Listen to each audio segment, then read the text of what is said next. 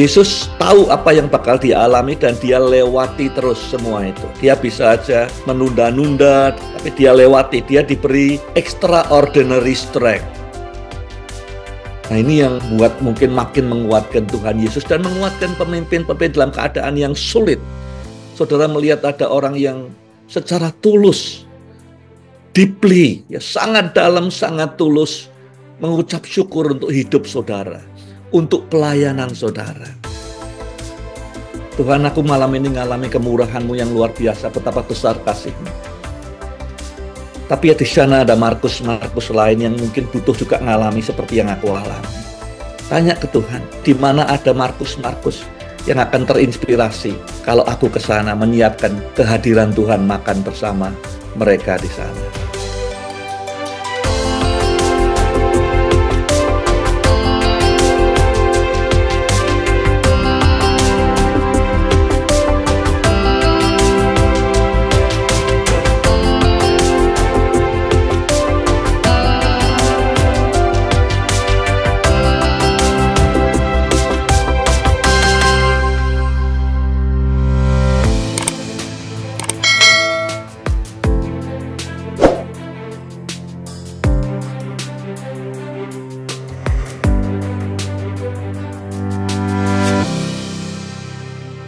Tidak ada orang yang mengalami sedemikian hebat penderitaan seperti yang dialami Tuhan Yesus.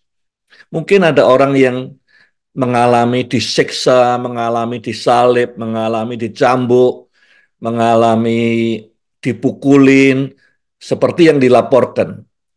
Tapi tidak ada yang mengalami seperti Yesus karena apa? Satu, dia tahu apa yang bakal terjadi. Bahwa dia akan dikhianati, dia akan disiksa, dia akan dibunuh, dia akan nanggung seluruh dosa umat manusia, dan tetap dia jalani. Semua orang lain di dunia ini tidak, waktu menghadapi siksaan, pukulan, cambuk, dihukum mati, dianiaya, ya, atau dipenggal, disayat, mereka tidak tahu apa yang bakal terjadi. Yesus tahu apa yang bakal terjadi. Dikatakan waktu dia di Getsemani berdoa, dikatakan sedih sekali. Tidak hanya secara fisik dia akan mengalami siksaan, secara emosional dia akan ditinggalkan semua sahabatnya, secara roh dia akan berpisah dengan bapaknya, nanggung dosa umat manusia. Tapi toh dia jalani dan dia lewati terus. Kenapa? Karena dia hidup untuk hal itu.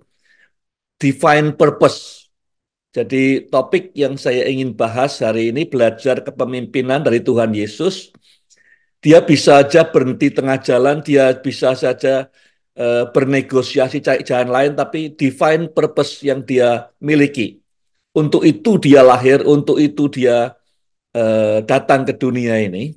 Divine purpose itu memberikan dia kekuatan yang luar biasa. Jadi saya berharap masing-masing kita sungguh serius menemukan divine purpose.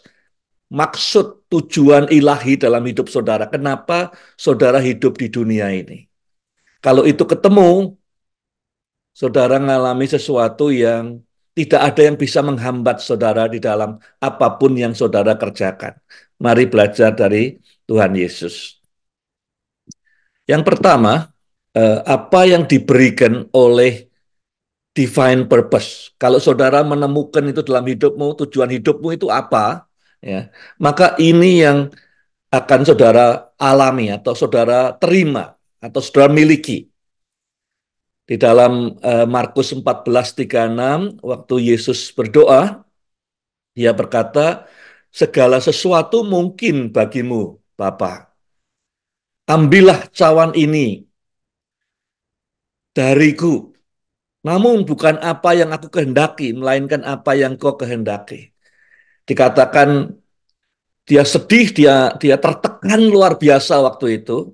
Dia berdoa kepada bapaknya, Abba artinya daddy, Bapak, Papa. Tidak ada yang mustahil bagi engkau. Kalau boleh singkirkan, terlalu berat. Tapi bukan kehendakku, kehendakmu.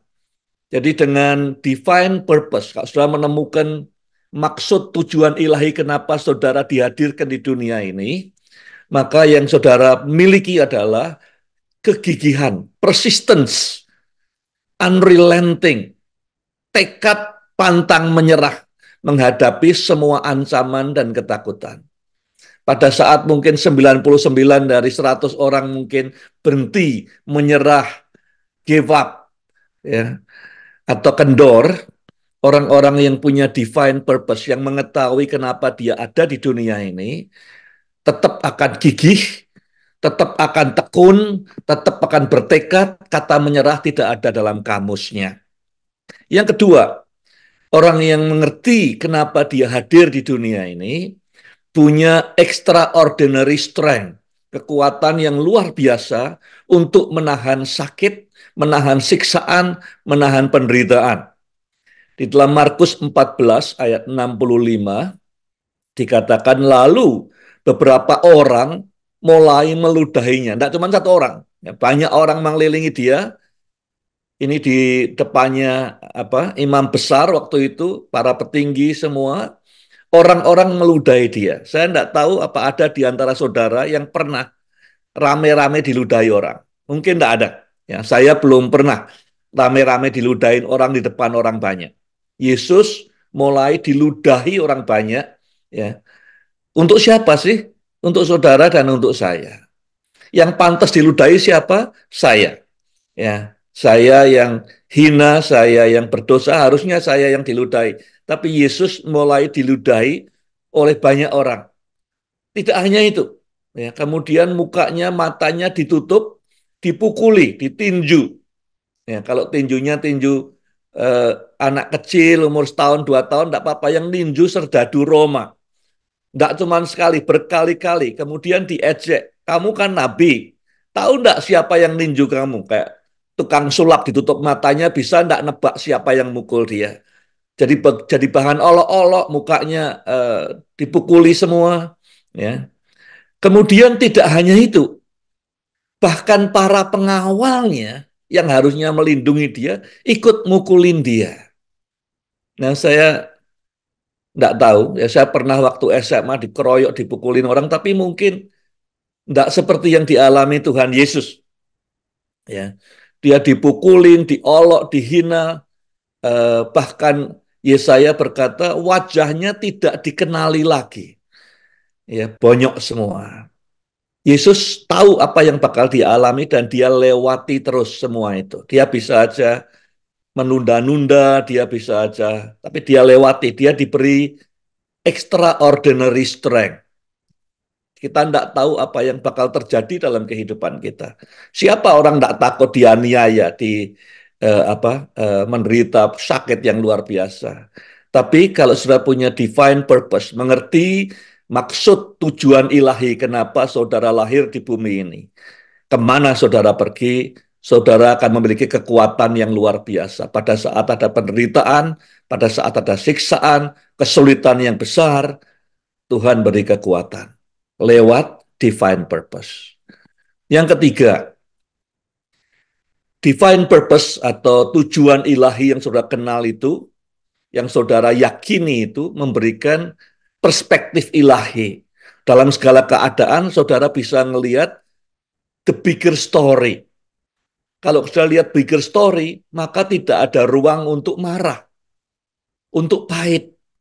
Sebagian besar penyakit, kanker, dan segala macam selalu ada kaitannya dengan anger, ya, dengan bitterness, tidak bisa ngampuni orang. Markus 14:21, waktu dia menyampaikan dalam perjamuan kudus bahwa akan ada yang hianati dia, dikatakan anak manusia memanglah harus pergi seperti yang tersurat tentangnya.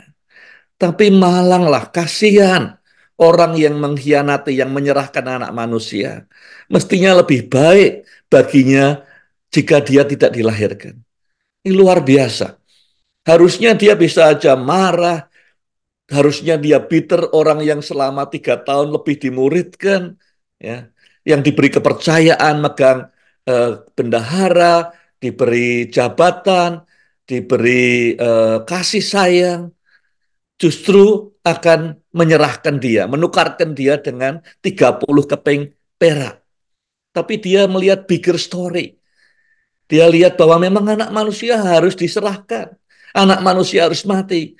Sungguh kasihan orang yang menyerahkan, yang hatinya terkecoh oleh iblis dan kemudian menyerahkan. Tidak ada anger, tidak ada bitterness sama sekali. Bebas daripada sumber-sumber kanker jiwani ini. Jadi yang ketiga, yang dijanjikan kalau sudah tahu purpose Tuhan dalam hidupmu adalah selalu bisa melihat bigger story. Tidak ada ruang untuk marah, untuk balas dendam, untuk bitter. Dan yang keempat, yang diberikan kalau sudah mengerti maksud Tuhan, kenapa saudara hidup di dunia ini adalah rasa belas kasihan dan empati yang dalam untuk bisa mengalahkan rasa kekecewaan. Kekecewaan banyak merontokkan hamba-hamba Tuhan dan pemimpin-pemimpin. Markus 14 ayat 50, Yesus berkata kepada mereka, kamu semua akan meninggalkan aku. Dipukuli, diludahi memang sakit. Tapi lebih sakit bahwa orang-orang sahabat-sahabatnya, untuknya dia berikan hidupnya 3 tahun, semua dikatakan akan meninggalkan aku. Dan betul digenapi di 14:50, semua muridnya meninggalkan dia dan melarikan diri. Di momen yang sangat dia butuhkan.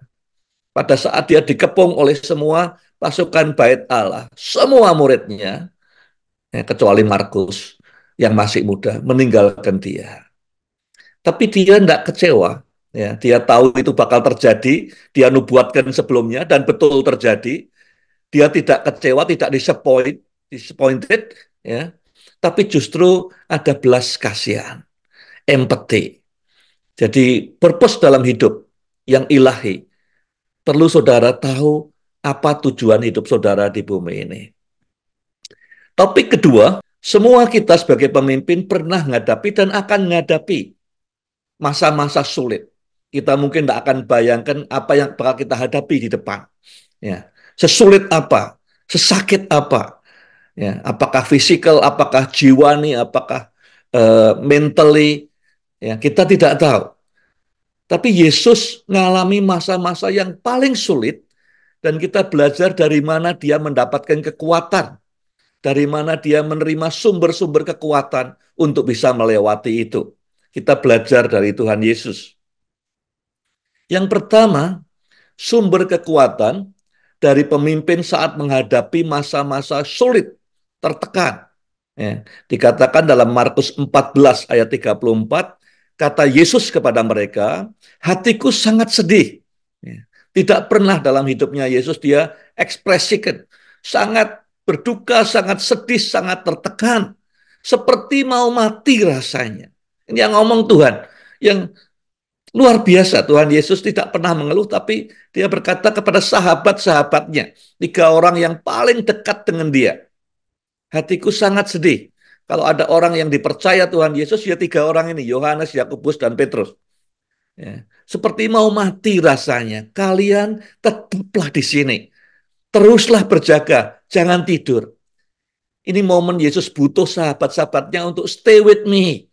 Ya, jangan tidur, stay awake, berjaga. Saya butuh. Jadi sumber kekuatan buat pemimpin adalah community of trusted friend.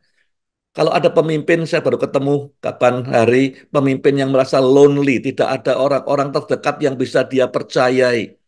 Trusted friends. Semua pemimpin butuh trusted friend, community, inner circle yang bisa saling percaya. Kalau saudara belum punya, berdoa. Ya, saudara butuh di dalam keadaan yang paling sulit. Semua pemimpin butuh komunitas seperti ini. Dan saudara harus jadi bagian komunitas untuk bisa menguatkan pemimpin-pemimpin lain pada saat yang paling distressful, paling tertekan, paling berat dalam hidup mereka. Jadi bagian daripada community of trusted friends buat pemimpin lain. Jangan pernah jalan sendiri, ya. Saudara akan butuh sahabat-sahabat dan pemimpin lain butuh saudara di momen-momen yang paling berat seperti ini.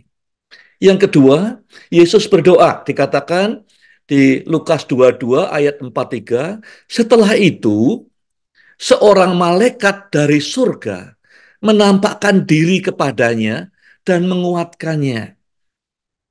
yang bisa menolong pemimpin di masa yang paling sulit, paling distress, paling menekan adalah malaikat Tuhan. Saya percaya ya, malaikat bisa hadir dalam hidup saudara, dalam doa saudara, menampakkan diri pada saudara. Tapi juga saya percaya bahwa Tuhan bisa pakai saudara dan orang lain menjadi malaikat buat orang lain. Firman Tuhan juga berkata, bukalah rumahmu lebar-lebar, ya, welcome strangers. Kadang-kadang kita tidak sadar kita menjamu malaikat-malaikat. Jadi pada saat yang paling sulit dalam hidup Yesus, dia berdoa kepada Bapaknya. Bapaknya kirim malaikat. Nampak malaikatnya buat Tuhan Yesus. Saudara juga bisa mengalami itu. Nampak malaikat dan malaikat menguatkan. Tapi juga malaikat bisa dalam bentuk orang lain hadir menguatkan saudara. Saudara juga bisa dipakai jadi malaikat buat orang lain oleh Tuhan. Menguatkan pemimpin yang sedang distres. Jadi yang nomor dua, kekuatan sumbernya adalah dari Tuhan. Tuhan kirim malaikat untuk menguatkan para pemimpin. Yang ketiga, saya rasa Yesus dikuatkan lewat ayat yang terakhir dari pasal 14 ini. Pada saat Petrus selesai menyangkal Yesus 3 kali, ayam berkokok yang kedua. Kemudian Yesus bertatapan muka dengan Petrus. Dikatakan lalu Yesus berpaling memandang Petrus. Petrus pun teringat waktu matanya ketemu dengan mata Yesus. Dia teringat perkataan Yesus bahwa dia berkata kepadanya sebelum ayam berkokok, hari ini kamu sudah menyangkali aku sebanyak 3 kali. Petrus pun keluar dan menangis dengan sedihnya. Ya, dilaporkan di Lukas 22, juga di Markus 14:72. Detik terakhir, pada saat yang paling berat, pada saat mungkin Yesus sudah tidak kuat lagi penderitaannya, dia lihat harapan untuk gereja, harapan buat transformasi dunia, harapan misinya akan tercapai. Dia lihat benih itu, pertobatan, repentance, broken heart, hati yang hancur, hati yang bertobat, itu penghiburan yang luar biasa buat Tuhan Yesus. Ada harapan. Ya. Orang yang menyangkali dia 3 kali pun, di detik terakhir, hatinya hancur, menangis terseduh-seduh, dia bertobat. Dan saya percaya itu akan kita alami juga pada saat kita mungkin tidak kuat, tahu-tahu kita lihat orang yang kita layani, orang yang untuknya kita menderita dan segala macam, tahu-tahu hatinya terbuka. Brokenness, repentance, itu kekuatan luar biasa melihat buah pelayanan kita. Yang terakhir, deeply and sincerely grateful heart. Cerita tentang perempuan yang menuangkan minyak yang mahal. Datanglah seorang perempuan di pasal 14 ayat 3 sampai 6. Datanglah seorang perempuan membawa satu buli-buli pualam berisi minyak narwastu murni yang mahal harganya. Setelah dipecahkannya leher buli-buli itu, dicurahkannya minyak itu ke atas kepala Yesus. Kemudian murid yang lain marah, ini pemborosan. Ya, menurut Yohanes yang ngomong ini adalah Yudas. Ya. Kemudian Yesus berkata, biarkan dia. Mengapa kamu menyusahkan dia? Dia telah melakukan perbuatan yang indah bagiku. Menurut saya bukan soal mahalnya minyak itu. Ya, yang membuat hati Yesus dikuatkan, diteguhkan, dihiburkan. Tapi hatinya perempuan ini yang dicurahkan, ya, yang diwakili oleh minyak yang mahal itu. She has done something beautiful. Nah, ini yang buat mungkin makin menguatkan Tuhan Yesus dan menguatkan pemimpin-pemimpin dalam keadaan yang sulit. Saudara melihat ada orang yang secara tulus, deeply, ya, sangat dalam, sangat tulus mengucap syukur untuk hidup saudara, untuk pelayanan saudara. Jadi dua hal ini. Satu sisi adalah saudara akan mengalami seperti Tuhan Yesus dalam keadaan yang sulit, dalam keadaan yang tertekan. Orang datang ya secara sungguh-sungguh, secara dalam mengucap syukur yang tidak terhingga buat hidup pelayananmu, itu akan menguatkan saudara. Tapi juga sebaliknya, saudara bisa jadi perempuan ini untuk pemimpin lain, ya, untuk hamba Tuhan lain, deeply, sincerely, ya, bukan cuma di mulut. menuangkan minyak yang paling mahal kepada Tuhan karena pelayanan saudara, kalau pelayan orang lain, maka itu akan memberi kekuatan buat mereka. Nah, kita mau ambil waktu sebentar untuk merenungkan. Ya, tadi pembelajaran kita tentang masa-masa yang paling sulit dalam hidupnya Tuhan Yesus. Dan kekuatan yang dia terima lewat divine purpose yang dia miliki. Nah, kita sekarang mau ingat kembali, saya ajak saudara untuk membayangkan saudara di antara murid-murid Tuhan Yesus. Ya, mulai turun dari Betani, mulai masuk ke rumahnya Maria, ibunya Markus. Sementara kita siapkan hati untuk masuk dalam perjamuan kudus, kita perlu merenungkan malam yang penting ini. Yesus berkata, akan ada yang menyerahkan aku, mengkhianati, betray di antara kalian. Masing-masing kemudian berkata, pasti bukan aku kan Tuhan, yang Tuhan maksudkan. Markus mencatat, Markus ini adalah omongannya Petrus. Petrus sendiri berkata, kemudian yang lain juga ngomong, tidak cuma Petrus. Ya. Bukan aku kan Tuhan, bukan aku kan Tuhan, bukan aku, pasti bukan aku. Ya. Ketika mereka duduk di situ dan sedang makan, Yesus berkata, aku berkata kepadamu, sesungguhnya seorang di antara kamu akan menyerahkan aku, yaitu dia yang makan dengan aku. Ini 12 orang makan dengan Tuhan Yesus. Maka sedihlah hati mereka. Seorang demi seorang berkata kepadanya, pasti bukan aku kan Tuhan, pasti bukan aku kan Tuhan. Kalau kita dengar Tuhan ngomong, selalu kita bilang, yang dimaksud tuh orang lain. Itu pasti Yudas dah, atau siapa yang lain lah, yang sombong, yang pride. Pasti bukan aku kan Tuhan yang Tuhan maksudkan. Mana mungkin aku menyerahkan Tuhan Yesus? Mana mungkin aku menyangkali Tuhan Yesus? Tapi hari itu, malam itu, petang itu juga, ya, Yudas menukar Yesus dengan 30 keping perak. Tidak hanya itu, di saat yang paling berat dalam hidupnya, tiga sahabatnya, sahabat terdekatnya, pada saat Yesus paling membutuhkan mereka, tiga sahabatnya, Petrus, Yakobus, Yohanes, tidak peduli dengan apa yang Yesus alami, bahkan tidur lelap di Taman Getsemani saat Yesus berkeringat seperti darah keringatnya. Tidak hanya itu, petang itu juga Petrus menyangkal kenal Yesus sebanyak 3 kali. Tidak hanya itu, dikatakan dan semua muridnya meninggalkan Yesus seorang diri saat ditangkap di Getsemani. Semua orang bilang, bukan aku kan Tuhan, bukan aku kan Tuhan. Tapi malam itu, tidak hanya Yudas yang nukar Tuhan Yesus, Yesus dengan 30 keping perak. Yakobus, Yohanes, Petrus acuh, tinggal tidur. Petrus nyangkal 3 kali, semua lari meninggalkan Tuhan Yesus. Nah, saya bayangkan setelah Yesus disalibkan, mungkin mereka kumpul makan lagi.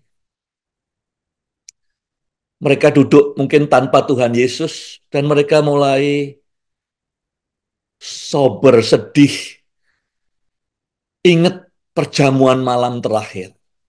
Waktu mereka ngomong, pasti bukan aku kan Tuhan.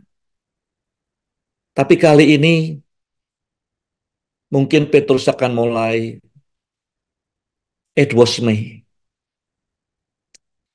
Sesungguhnya yang Tuhan maksudkan adalah aku. Kemudian mungkin Yohanes juga bilang, iya aku juga. Pada saat Tuhan butuh aku tidur. Andreas juga, pada saat dia sendirian dikeroyok orang, aku lari. Perjamuan berikutnya tanpa Tuhan Yesus mungkin hari Sabtunya, hari Minggunya, atau setelah Yesus bangkit sekalipun, pada saat mereka sendiri, masing-masing berkata kebalikannya. Pada saat Kamis malam mereka berkata, tentu bukan aku. Tapi pada perjamuan berikutnya mereka berkata, it was me. Aku nukar Tuhan Yesus untuk popularitas. Aku nukar Tuhan Yesus, mungkin bukan untuk 30 keping perak, tapi untuk sukses, untuk nama besar, untuk kekayaan, untuk dipandang orang. Aku ninggalkan Tuhan Yesus. Saya bayangkan kalau saya ada di tengah-tengah mereka di perjamuan berikutnya, the next communion. Yang keluar bukan lagi ngomong tentang Yudas, tapi ngomong tentang it was me. Aku yang dimaksud Tuhan. Aku ninggalkan dia, aku lari. Aku nukar Tuhan dengan yang lain. Pada saat Tuhan butuh sekali, aku tidur. Aku di comfort zone-ku. Aku nyaman. Saya ingin saudara ambil waktu, bayangkan saudara di the next communion ini. Ya, mungkin kita berkata, aku tidak mungkin nyangkal seperti Petrus. Aku tidak mungkin lari seperti murid yang lain. Aku tidak mungkin seperti Yudas. Itu kan Yudas, bukan aku. But coba kita renungkan our walk with Jesus. Pernah tidak kita nukar Yesus buat yang lain? Pernah tidak kita lari, tidur saat Yesus butuh? Ada orang-orang butuh Yesus di tempat-tempat lain.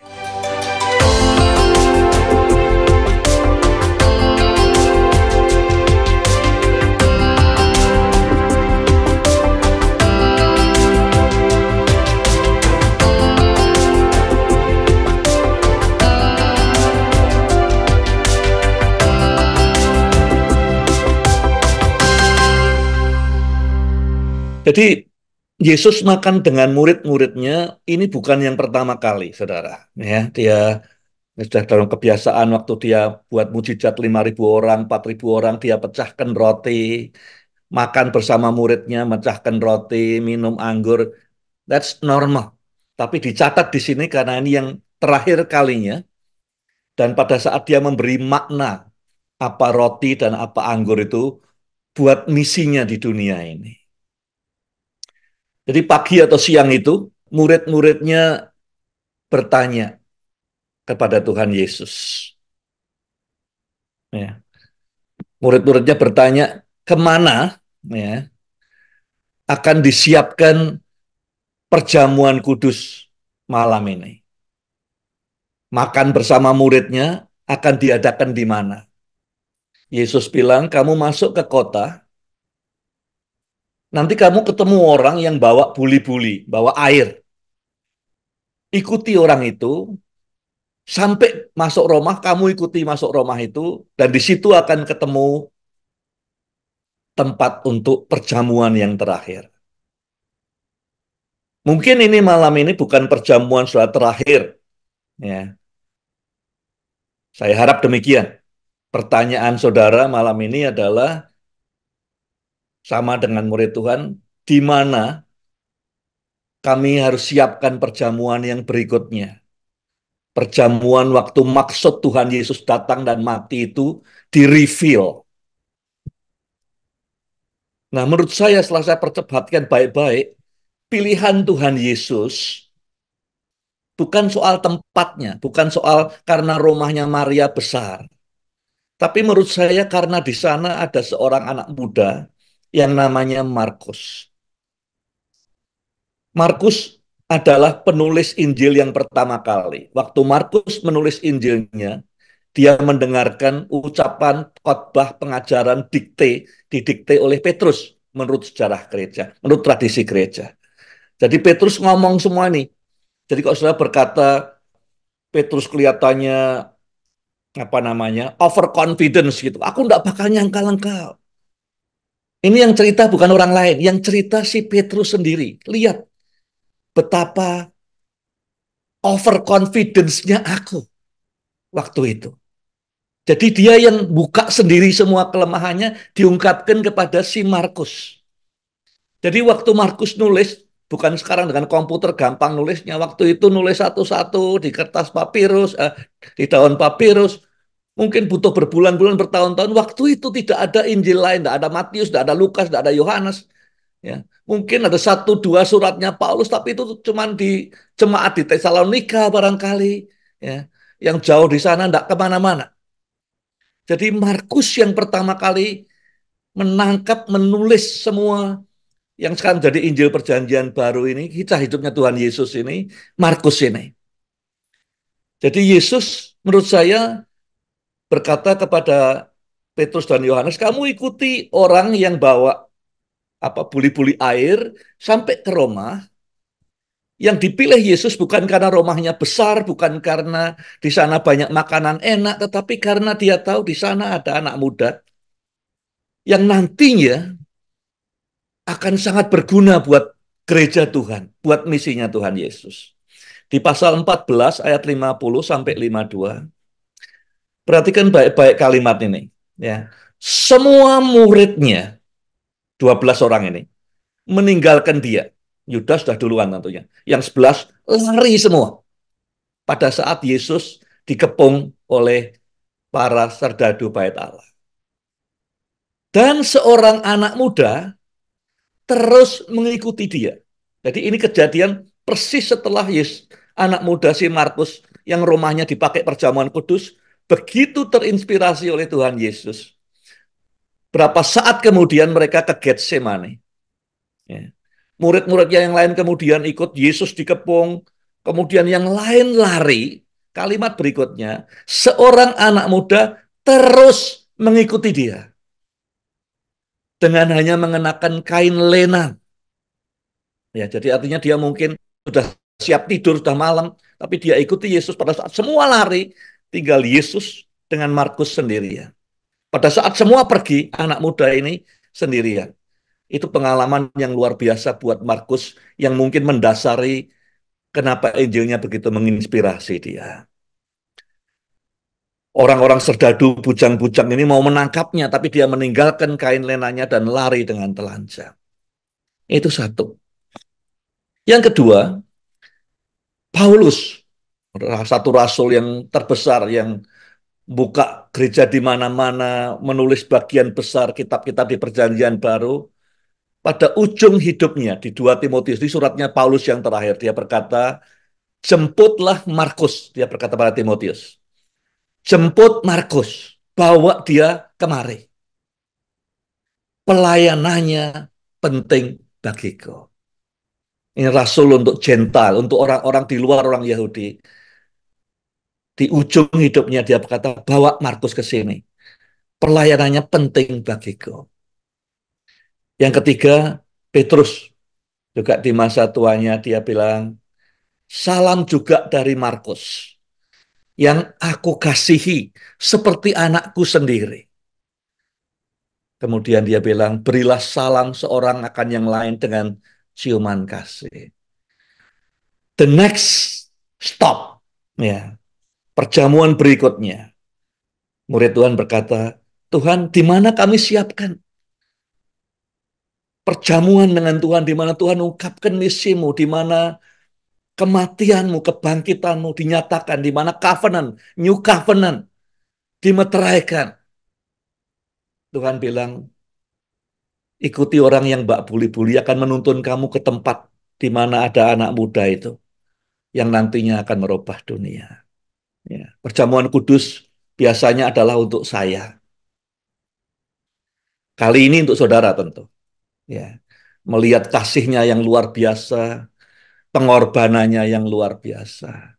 Tapi saya ingin sudah bertanya kepada Tuhan, merenungkan dan bertanya, berdoa sebelum nanti memecah roti dan minum anggur.